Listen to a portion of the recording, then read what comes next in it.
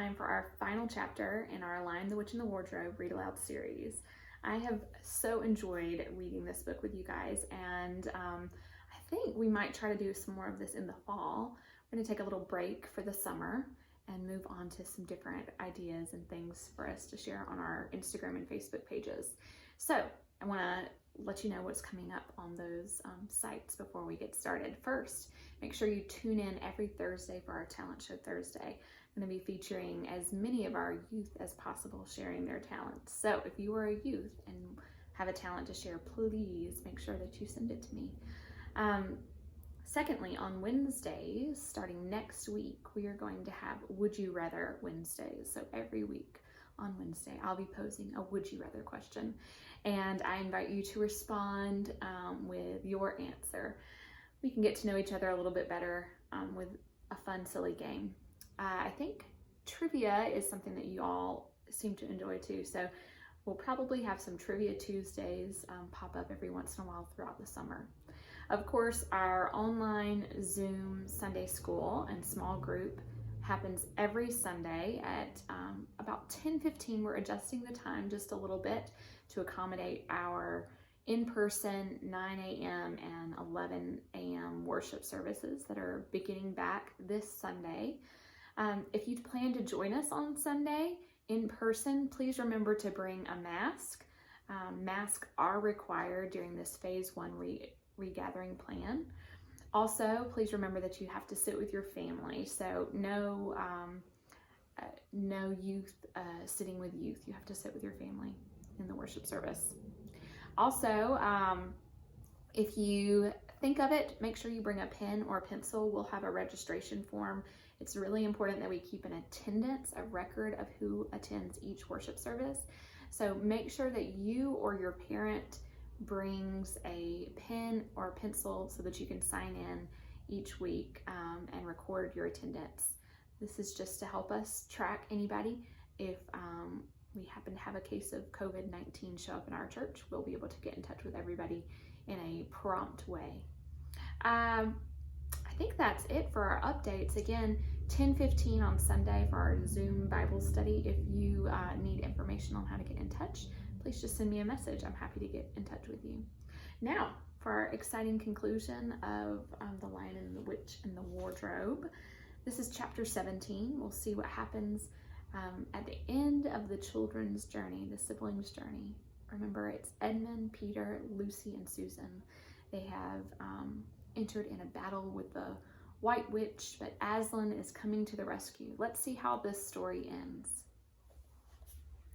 Chapter 17, The Hunting of the White Stag. The battle was all over a few minutes after their arrival.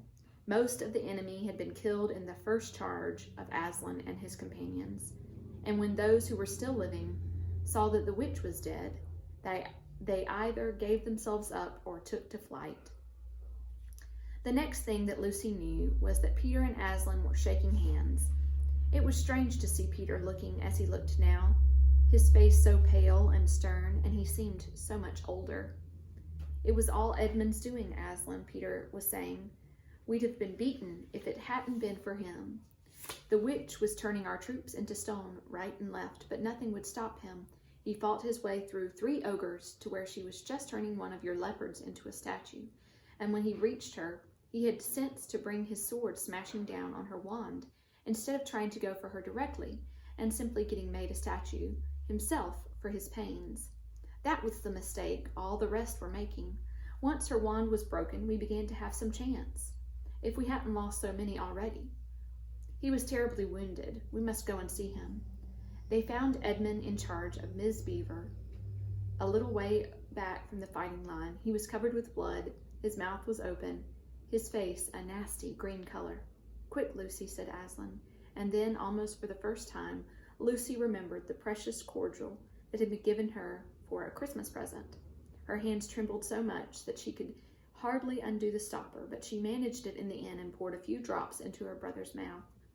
There are other people wounded, said Aslan, while she was still looking eagerly into Edmund's pale face and wondering if the cordial would have any result. Yes, I know, said Lucy crossly. Wait a minute. Daughter of Eve, said Aslan in a graver voice. Others are also at the point of death. Must more people die for Edmund?" "I'm sorry, Aslan," said Lucy, getting up and going with him. And for the next half hour they were busy, she attending to the wounded while he restored those who had been turned into stone. When at last she was free to come back to Edmund, she found him standing on his feet, and not only healed of his wounds, but looking better than she'd seen him look, for ages. In fact, ever since his first term at that horrid school, which was where he'd begun to go wrong. He had become his real old self again, and could look you in the face. And there on the field of battle, Aslan made him a knight. "Does he know," whispered Lucy to Susan, "what Aslan did for him? Does he know what the arrangement with the witch really was?" "Hush, no, of course not," said Susan. "Oughtn't he be told?" said Lucy. "Oh, surely not," said Susan. "It would be too awful for him. Think how you'd feel if you were he." "All the same, I think he ought to know," said Lucy, but at that moment they were interrupted. That night they slept where they were. How Aslan provided food for them all I don't know, but somehow or other they found themselves all sitting down on the grass to a fine high tea at about 8 o'clock. Next day they began marching eastward down the side of the great river, and the next day after that, at about tea time, they actually reached the mouth. The castle of Cair Paravel on its little hill towered over above them. Before them were the sands, with rocks and little pools of salt water and seaweed, and the smell of the sea and long miles of bluish-green waves breaking forever and ever on the beach. And oh, the cry of the seagulls. Have you heard it? Can you remember? That evening after tea, the 4 children all managed to get down to the beach again and get their shoes and stockings off and feel the sand between their toes. But next day was more solemn, for then in the great hall of Cair Paravel, that wonderful hall with the ivory roof and the west wall hung with peacock's feathers and the eastern door which looks toward the sea, in the presence of all their friends and to the sound of trumpets, Aslan solemnly crowned them and led them to the 4 thrones amid deafening shouts of "Long live King Peter! Long live Queen Susan! Long live King Edmund! Long live Queen Lucy!" Once a king or queen in Narnia, always a king or queen. "Bear it well, sons of Adam. Bear it well, daughters of Eve," said Aslan. And through the eastern door, which was wide open, came the voices of the mermen and the mermaids swimming close to the shore and singing in honor of their new kings and queens.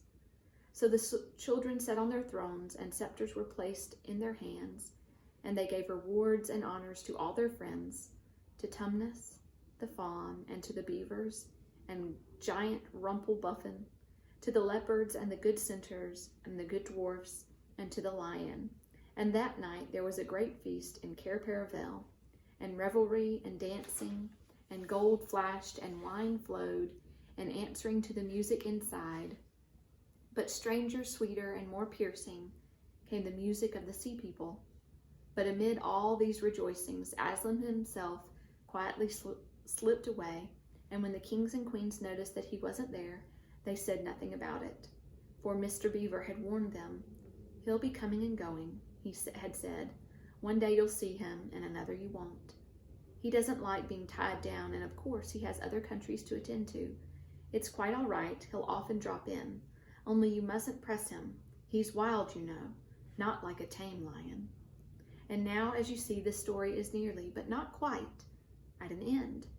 These 2 kings and 2 queens governed Narnia well, and long and happy was their reign. At first, much of their time was spent in seeking out the remnants of the White Witch's army and destroying them, and indeed for a long time there would be news of evil things lurking in the wilder parts of the forest, a haunting here and a killing there, a glimpse of a werewolf one month, and a rumor of a hag the next. But in the end, all that foul brood was stamped out, and they made good laws and kept the peace and saved good trees from being unnecessarily cut down, and liberated young dwarfs and young satyrs from being sent to school, and generally stopped busybodies and interferers and encouraged ordinary people who wanted to live and let live. And they drove back the fierce giants, quite a different sort from giant Rumpelbuffin, on the north of Narnia when they ventured across the frontier. and they entered into friendship and alliance with countries beyond the sea, and paid them visits of state and received visits of state from them. And they themselves grew and changed as the years passed over them. And Peter became a tall and deep-chested man and a great warrior, and he was called King Peter the Magnificent. And Susan grew into a tall and gracious woman with black hair that almost fell to her feet, and the kings of the countries beyond the sea began to send ambassadors asking for her hand in marriage, and she was called Susan the Gentle.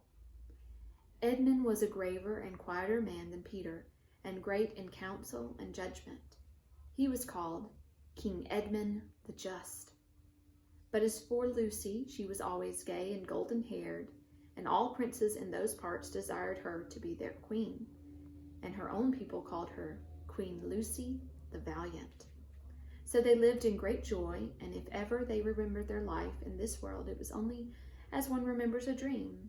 And one year it fell out that Tumnus, who was a middle-aged fawn by now and beginning to be stout, came down river and brought them news that the white stag had once more appeared in his parts, the white stag who would give you wishes if you caught him. So those 2 kings and 2 queens, with the principal members of their court, rode a-hunting with horns and hounds in the western woods to follow the white stag. And they had not hunted long before they had a sight of him. And he led them a great pace over rough and smooth, and through thick and thin, till the horses of all the courtiers were tired out, and only those 4 were still following. And they saw the stag enter into a thicket where their horses could not follow. Then said King Peter, for they talked in quite a different style now, having been kings and queens for so long, "Fair consorts, let us now alight from our horses and follow this beast into the thicket, for in all my days I have never hunted a nobler quarry." "Sir," said the others, "even so let us do." So they alighted and tied their horses to trees and went on into the thick wood on foot. And as soon as they had entered it, Queen Susan said, "Fair friends, here is a great marvel, for I seem to see a tree of iron." "Madam," said King Edmund, "if you look well upon it, you see it is a pillar of iron with a lantern set on the top thereof." "By the Lord's main, a strange device," said King Peter, "to set a lantern here where the trees cluster so thick about it and so high above it, that if it were lit, it should give light to no man." "Sir," said Queen Lucy, "by likelihood, when this post and this lamp were set here, there were smaller trees in this place, or fewer or none, for this is a young wood, and the iron post is old." And they stood looking upon it. And then said King Edmund, "I know not how it is, but this lamp on this post worketh upon me strangely. It runs in my mind that I have seen the light before, as it were in a dream, or in the dream of a dream." "Sir," answered they all, "it is even so with us also." "And more," said Queen Lucy, "for it will not go out of my mind that if we pass this post and lantern, either we shall find strange adventures, or else some great change of our fortunes." "Madam," said King Edmund, "the like foreboding stirreth in my heart also." "And in mine, fair brother," said King Peter. "And in mine too," said Queen Susan. "Wherefore, by my counsel, we shall lightly return to our horses, and follow this white stag no further." "Madam," said King Peter, "therein I pray thee to have me excused. For never since we 4 were kings or queens of Narnia have we set our hands on any high matter, as battles, quests, feats of arm, acts of justice, and the like, and then given over, but always what we have taken in hand, the same we have achieved." "Sister," said Queen Lucy, "my royal brother speaks rightly, and it seems to me we should be ashamed, if for any fearing or foreboding we turn back from following so noble a beast as now we have in chase." "And so say I," said King Edmund, "and I have such desire to find the significance of this thing that I would not by my goodwill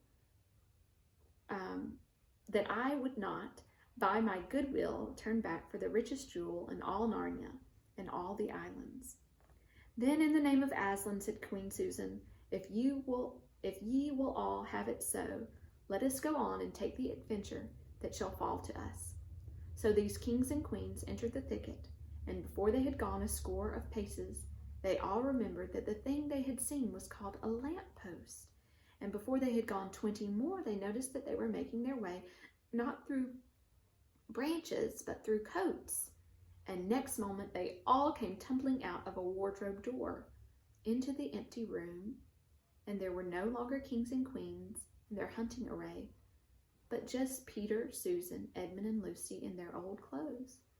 It was the same day and the same hour of the day on which they had all gone into the wardrobe to hide. Miss Macready and the visitors were still talking in the passage, but luckily they never came into the empty room, and so the children weren't caught. And that would have been the very end of the story if it hadn't been that they felt they really must explain to the professor why 4 of the coats out of his wardrobe were missing. And the professor, who was a very remarkable man, didn't tell them not to be silly or not to tell lies, but believed the whole story. No, he said, I don't think it will be any good trying to go back through the wardrobe door to get the coats. You won't get into Narnia again by that route. Nor would the coats be of any use by now if you did. What's that? Yes, of course you'll get back to Narnia again someday. Once a king or queen in Narnia, always a king in Narnia. But don't go trying to use the same route twice. Indeed, don't try to get there at all. It'll happen when you're not looking for it. And don't talk too much about it, even among yourselves. And don't mention it to anyone, unless you find that they've had adventures of the same sort themselves. What's that? How will you know? Oh, you'll know all right. Odd things they say. Even their looks will let the secret out. Keep your eyes open. Bless me, what do they teach them in these schools? And that is the very end of the adventure of the wardrobe. But if the professor was right, it was only the beginning of the adventures of Narnia.